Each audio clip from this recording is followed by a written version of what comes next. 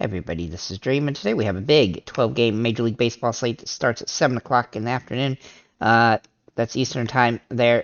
It doesn't look like any of these games are going to get rained out or be weathered out. There are some cold games on the slate, so do keep that in mind. But overall, this slate is pretty solid. We have lots of options across the board, and we have some good pitching options. Before I get started, can you guys smash that like and subscribe button? It really does help the channel a lot. Also, drop your home run calls in the comments below, and if you get one right, I will point it out in the next video, or call you out in the next video. With that said, let's go ahead and get into it here. So for my core plays first, I have Wilson Contreras for St. Louis, Tommy Edman for St. Louis, and Winker for Milwaukee on DraftKings. And over on FanDuel, Contreras, Polanco, and Winker are again over here. Interesting slate here, that's for sure. But let's go ahead and get into it here and get on the DraftKings side of it. First, we'll look at pitchers, and we're going to start with Garrett Cole. Now, he is the most expensive option. He's been absolutely dominating so far this season. Excuse me. He has the big-time upside here. He's got the best K rate on the slate. He's priced high, which makes him more annoying to roster.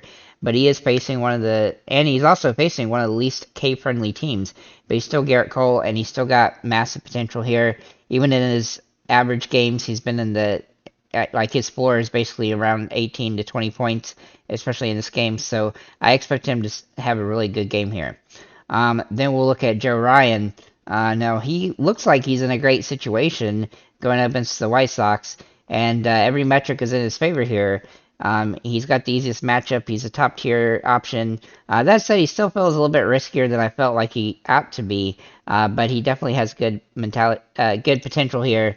Probably due to the weaker K rate is probably the issue the most with him, but he still has good upside, and while he doesn't have the upside that Cole has, he's got good enough upside that he's a good P1 option on the slate. Then we'll look at Zach Gallen for Arizona. Now, he's a high-risk, high-reward option today as a as a P1 option. Sorry. He's priced up, but he's had 4 straight games over 31 fantasy points. Before that, he had 2 rough games, but he's been striking out a lot of batters in the last 4 games. As you can see, he's had 3 games with over 10 strikeouts in the last 4. So he's got really good opportunity here. This is a tough matchup, which makes it difficult, but he is still viable here, and he's definitely worth a consideration. Then we'll look at Hunter Brown, who I really like today a lot. I almost made him a core play with this nice matchup. He's got he is the real deal. He's got really good metrics for this game. The K rate has been solid. There's a couple of bats here that are a little bit concerning, but if he can get 7 strikeouts or more, then it won't matter. And he's got that potential here. He's got 30 plus fantasy point upside, and this is a good matchup for him to potentially have a really solid game. Julio Urias is also in play as a cheaper option, kind of a high risk, high reward flyer here. He's kind of an expensive P2 option. He's not as ideal as he's had 3 subpar games in a row, but he has enough K rate to make him worth a look here and in a decent match against Philly. Then we'll look at Taylor Wells for Baltimore. Now, he's in an interesting situation considering his price being relatively cheap at $7,300.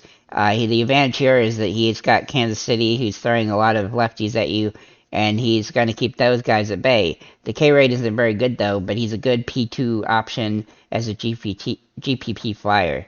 And then we're going to get to our Hail Mary option here for Bryce Miller for Seattle against Oakland. Now, Oakland really only has one batter that I'm really concerned with today, and Rooker. And he could get up a home run to him and still be okay. This is going to be his first start in the majors, it looks like. And he's got some really good metrics when it comes to strikeout rate and things like that. And this is about as nice of a matchup as you could ever want. And Seattle is also projected to win the game and hold Oakland to around 3 to 4 runs. And so that gives him some really good possibilities. He's very high risk but high reward, and he's cheap. And so he can help you pay up for other options if you want. But he's kind of just he's a GPP play as hard as that can be. Moving into the catchers here, we'll look at William Contreras for St. Louis Cardinals. The metrics just jump off the chart for St. Louis today, and he is definitely in play as a top-tier catcher. I'm going to give you my top teams when it comes to stackability, though. Milwaukee, Toronto, Minnesota, Baltimore. Those are the top four. But St. Louis is up in there. San Diego and Colorado also in play. Moving into other catchers, Jansen for Toronto. If he draws a start, he would definitely have some boomer bust utility here as a home run hitting potential, but he's still high risk, high reward. He's not hitting the ball very well. James McCann also fits that bill as a cheap flyer for a home run. He's got some high risk upside, but he's hitting the ball hard when he does manage to hit it. Otherwise, he strikes out, which is just kind of a rough way to go. Cal Raleigh is also in a really good spot here for Seattle. He's interesting matchup here. He hasn't hit the ball well either, but he does have big time potential, and he's had 3 home runs in the last 3 games. Including 2 in his last game. So should be an interesting matchup for him. Moving into first base, we'll look at Paul Goldschmidt. And I really like the metrics for St. Louis, but I think that it's probably a little risky to go too hard on them. But I think a couple plays is definitely viable, like Edman and Contreras. But Goldschmidt's in play. He has home run potential here. He hasn't really hit the home runs this year yet, like we thought he would. But he has good potential, and he's got good fancy output so far. So then we'll look at Brandon Belt. For Toronto. Now, he is cheap. He's got a really good ISO here in this matchup. Now, he's high risk, high reward. Obviously, he's super cheap, but he is definitely in play with this situation. Justin Turner, he screams a home run to me today, and so I'm including him here as a value play. He is somewhat risky, but he is managed to score some fantasy points most games, and that's better than nothing. But he hasn't hit the ball particularly well, but he is in play. Then we'll look at Noda for Oakland. Now, he's one of the 2 players on Oakland that I really think could potentially get to the pitcher there in Seattle, but the rookie pitcher, that is. But Noda has some upside. His ISO is off the charts today, and so I wanted to include him here at first base as a value kind of Hail Mary option. And then Joey Gallo, who just really looks like a solid option. I really like Minnesota today. And he has hit the ball pretty hard so far this season. He's hitting home runs regularly, and he has good potential here, but he is a bit of a strikeout guy as well, so do keep that in mind. Then we'll look at second base and Edman, and I really do like Edman today. I forgot I had him over here. He has some really good potential here. His WOBA is off the charts, and I really like his upside. His price is pretty fair, and you can pretty much fit him in here or at shortstop if you want. Then we'll look at Polanco for the Twins, and I really do like Minnesota a lot today. I feel like they're a really good contrarian stacked in Milwaukee. Milwaukee batters just don't look all that great today, even though they are in a nice plus matchup against Colorado in Colorado. It just seems like that maybe the lineup that they're going to be trotting out isn't going to be the best for that situation against the pitcher they're going up against. But Polanco looks like a great option. He's really started extremely solid since he's been back from injury. And last game was, I think, the first game he didn't have at least a few fantasy points. But he should have some really good upside in this game and lots of potential. Also, Kiki Hernandez for Boston. He could also play second or shortstop. He's got some nice utility here. Boston's kind of a sneaky team today, and he has some low-end upside on this particular slate. Nolan Arenado has been absolutely abysmal to start the season. His price is finally starting to fall a little bit, and his metrics are off the charts today. But again, if you look at his data, he really just hasn't done much. He's had a few games that are good, but he really hadn't had a whole lot of good games. At some point, he's going to start getting going, you'd think. And if he can, he did take a game off a couple of games ago, which maybe that would help, but it hasn't yet. But his price is getting cheaper, and he's definitely in play with good metrics. But he's high risk simply because he hasn't hit the ball well yet.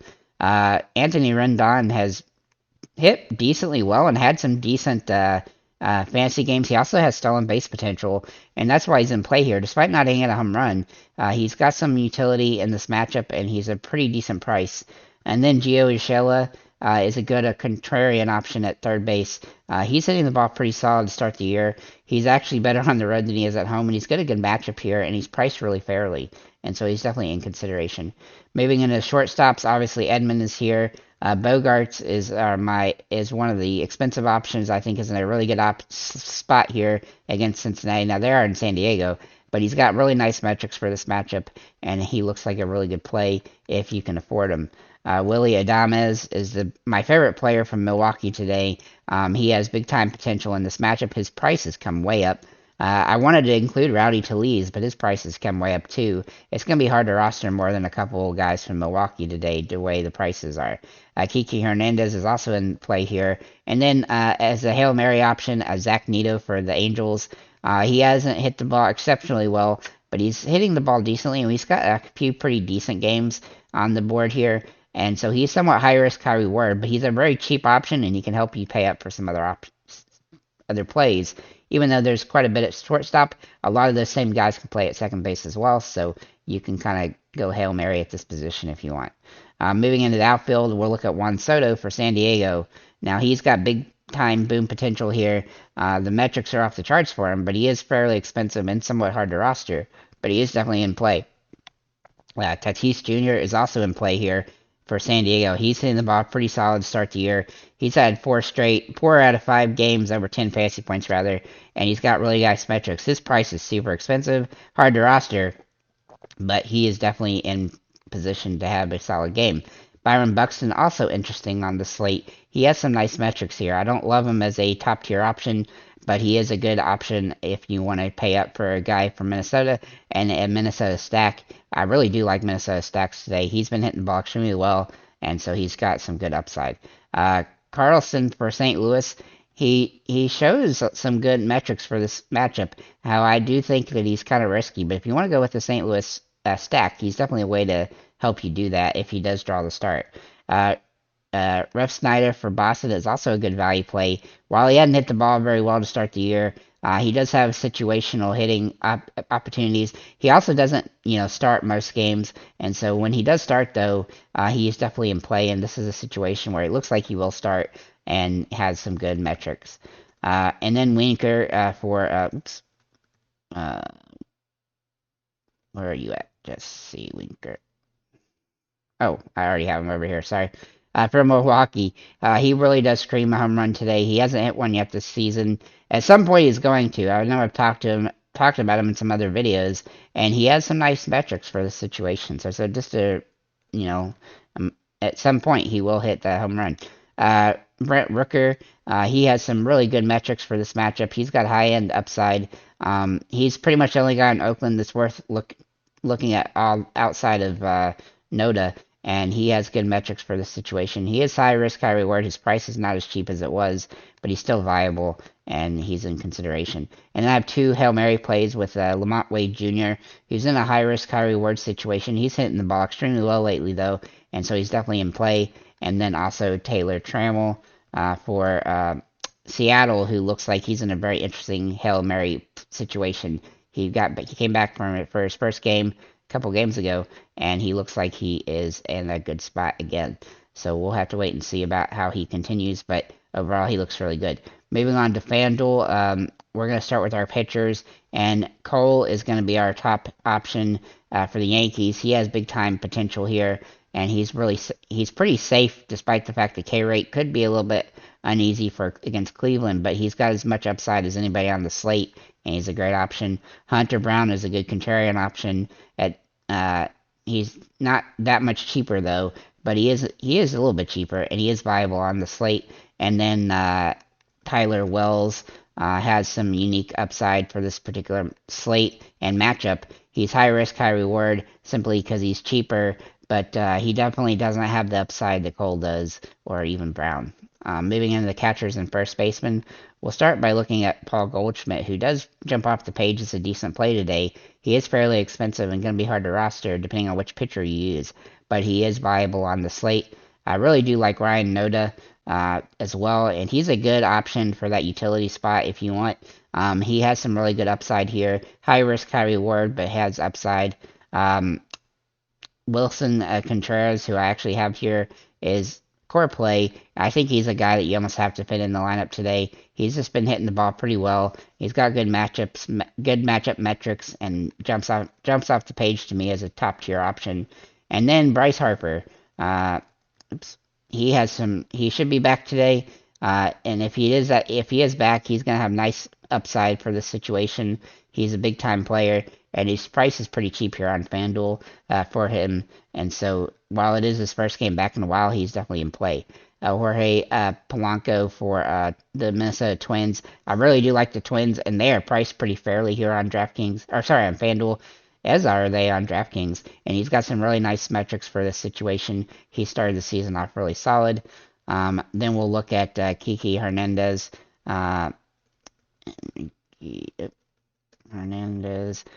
For Boston. Now he can play lots of different positions, and so he's definitely in play today. He's got some really good metrics for the situation, and I think he's a viable option.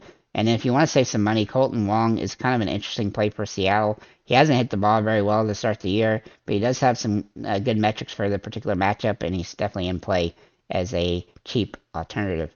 Then we'll look at Nolan Arenado for St. Louis. Now he is in play because of his price, especially because he has some good potential, but he just really hasn't done much this season. But he is in play because his price is so cheap.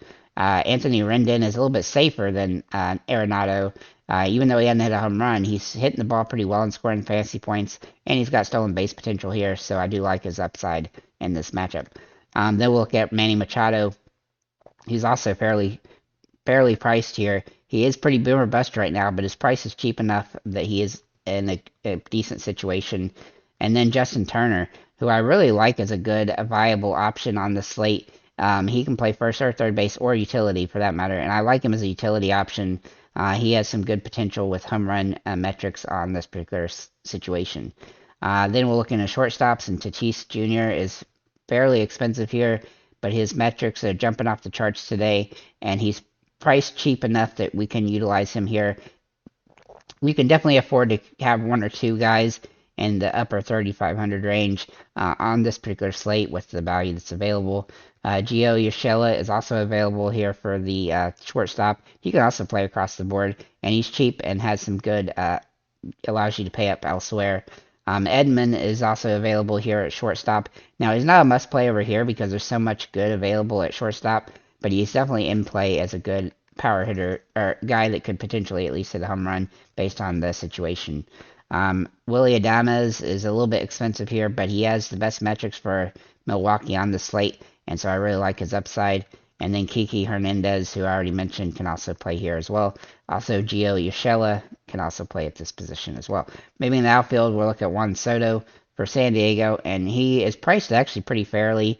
He hasn't hit the ball particularly well, but he's got home run potential, and he has still managed to score fantasy points, which is what we want. And so he's got nice upside here. I mentioned Tatis. Byron Buxton is also fairly priced. He has some interesting upside here. He's started the season really rough, but he's really gotten going lately. And as long as he's hitting the ball hard, I'm going to continue to keep rostering him. Ref Snyder is also in play today. Cheap, but, high risk, high reward here. But he always starts, every now and then. And this is a situation where if he draws a start, I definitely like him as an upside option. Dylan Carlson is a similar perspective to Buxton, as Ref Snyder. If he draws a start, he would definitely be viable on this particular slate. Then we'll look at Bryce Harper, who I already mentioned, and then Jesse Winker, who is a core play for me. He looks like he's really got good potential here. He really hasn't hit a home run yet, but he's still having a lot of decent fantasy days. He's had some bad ones too, but he doesn't always draw the starts. So if he draws a start for that Colorado game, he's a great option on that slate. And then Ian Happ, he's finally starting to get going when it comes to power hitting. This season he went a long way without a home run after his first one, but now he's had a couple recently, so I think he's got some really good metrics for this situation, and I really like his upside here. Then we'll look at Santander for Baltimore. I kind of like Hayes as well, but Santander is a little bit better. He's been playing pretty good the last few games, and so as long as he's hitting the ball decently well, then he's definitely in play, but he tends to be a kind of a boom or bust guy, so do keep that in mind. With that said, guys, thank you for liking, commenting, and subscribing. If you have any comments or questions, feel free to leave them below, and have a nice day, guys.